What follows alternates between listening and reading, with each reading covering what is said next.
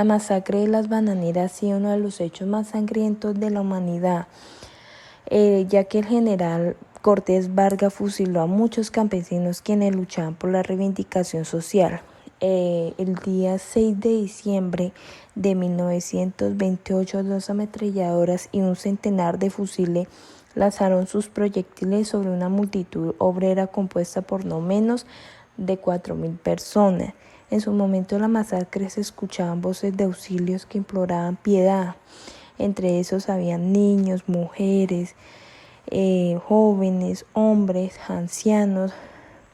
Cayeron asesinados por orden de este general, defendiendo los intereses de esta compañía llamada United Fruit Company y masacrando a los campesinos que exigían sus derechos en busca de una reivindicación social. El banano se originó en Asia y fue introducido entre los trópicos americanos después de 1492. La geografía y la tierra del Magdalena eran aptas para la producción del banano.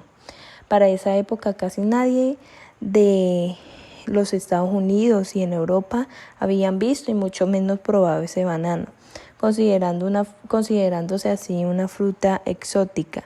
El estímulo especial para la exportación del banano vino de las familias de Ciénaga y Santa Marta, quienes poseían tierra e iniciaron el desarrollo de la agricultura con el apoyo de esta compañía francesa. A finales del siglo XIX y principio del siglo XX, varias compañías extranjeras invirtieron en la agricultura y producción ganadera en toda la costa atlántica. En la década del 20, Colombia entró en un despegue económico por los dineros recibidos por la separación de Panamá, indemnización que pagaba a Estados Unidos. Desde entonces el café y el banano se exportaban a Estados Unidos y Europa, y así con esto para compensar algunas deudas contraídas con estos países. Colombia en la década del 20 se convirtió en el tercer abastecedor mundial del banano. Cuando se instaló esta compañía en la zona bananera, contrató obreros para construir los ferrocarriles y los canales de riegos, para limpiar el terreno, sembrar el banano y recolectar la cosecha. La fuerza laboral de la zona bananera estaba compuesta por campesinos de la región en un 70%. En 1910 ascendía a unos 10.000 campesinos y en 1928, que fue el año donde sucedió esta masacre, creció a 25.000 obreros. El problema de la huelga de las bananeras empiezan a darse desde el mismo momento en que la United Fruit Company estipuló que los obreros eran responsabilidad de los contratistas.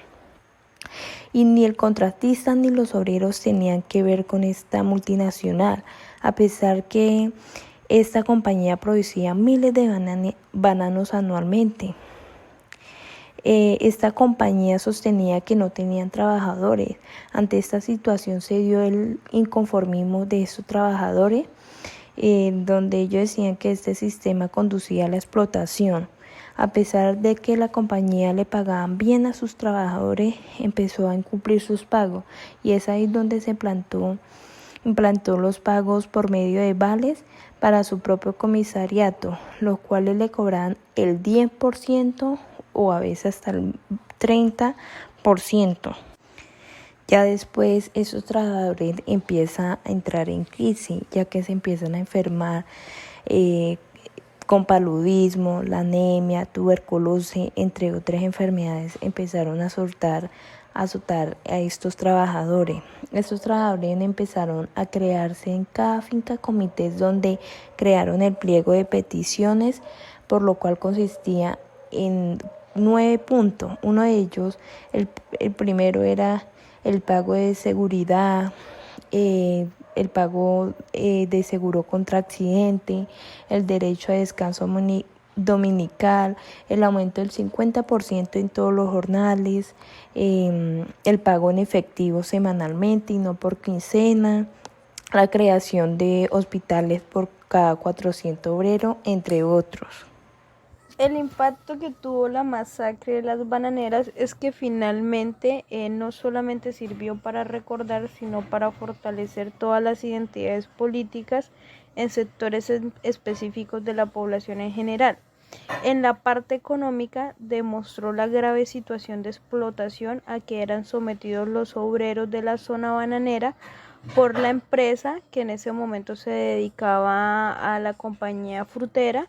Demostró pues toda la corrupción que había en el departamento proporcionada por parte de esta compañía, que en la práctica pues gobernaba los destinos del Magdalena y de toda su población.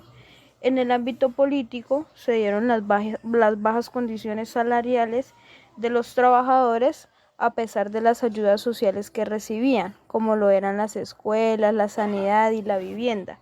Y se dio la filtración de los sindicatos por parte de los agentes anarquistas y comunistas. Los hechos tuvieron lugar en el municipio de Ciénaga la noche del 5 de diciembre de 1928, pero todo se remonta a la huelga que hacía un mes estaba llevando a cabo los 10.000 trabajadores de la United Fruit Company desde el 11 de noviembre. Los trabajadores se habían reunido para pedir condiciones de trabajo que se habían aprobado en asamblea por la Unión Sindical de Trabajadores de Magdalena Ciénaga. Pedían el reconocimiento de su trabajo como productores de riqueza y abolir el sistema de contratos indirectos para quedar bajo la protección que garantizaba la ley colombiana. La violencia estalló. Habían militares buscando huelguistas por las plantaciones bananeras. Los encarcelaban, les disparaban, destruían sus casas. Muchos trabajadores huyeron al interior del país, pero algunos se quedaron para vengar la muerte de sus compañeros asesinados, arrancando vías del tren, cortando cables, buscando municiones.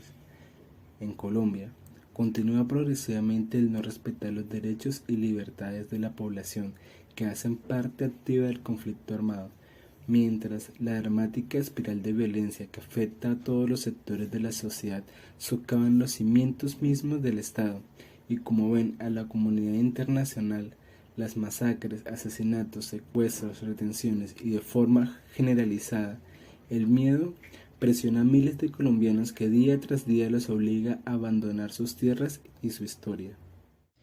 Contribuir a la construcción de una cultura de paz parte del reconocimiento de la importancia de las memorias y de la verdad sobre los acontecimientos expresados por la violencia y las violaciones de los derechos humanos como consecuencia del conflicto armado, a la garantía del cumplimiento de la reparación integral de las víctimas y a las garantías de la no repetición de acciones criminales. La construcción de la paz se puede ejercer desde la participación política, el fortalecimiento institucional, el impulso de reconciliación, la convivencia ciudadana en los ámbitos de nuestra sociedad, entre otras, adoptando por la práctica de los seres humanos la aceptación, la resiliencia y el reconocimiento que universalmente los seres humanos no todos somos iguales y que ante estos debemos aprender a solucionar nuestros propios conflictos. Yeah.